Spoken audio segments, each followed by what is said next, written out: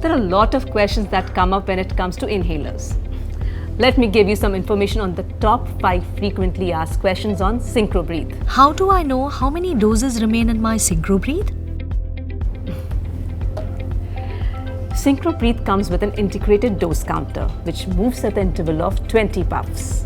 When the last 40 puffs are remaining, the color of the dose counter ring changes from green to red, indicating that only few doses are remaining, and you need to arrange for a new device.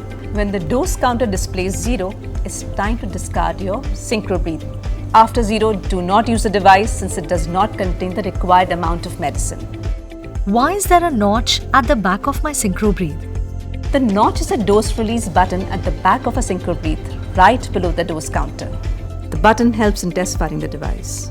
The test firing of Synchrobreathe should be done on 2 occasions. First, when you're using the device for the first time, and second, if you haven't used it for a week or more. In order to test fire Synchrobreathe, you need to release 2 puffs into the air. First, shake the inhaler and open the mouthpiece cover. Then fire the test dose to release the first puff into the air by pushing down the notch. Close the mouthpiece cover. Repeat these steps to release the second puff. And remember to not use the dose release button for inhaling the medicine. I get a medicinal taste in my mouth after using Synchrobreathe. Is there a reason for concern? Yeah, sometimes you get a bitter taste after use of Synchrobreathe, which is absolutely normal. Some amount of medicine may remain at the back of the throat. You can just rinse your mouth and gargle. And remember, do not swallow. What if I accidentally open the mouthpiece cover and do not take inhaler? Will there be any medicine loss? Don't worry. If you accidentally open the inhaler, there will be no medicine loss. Just close the mouthpiece cover immediately.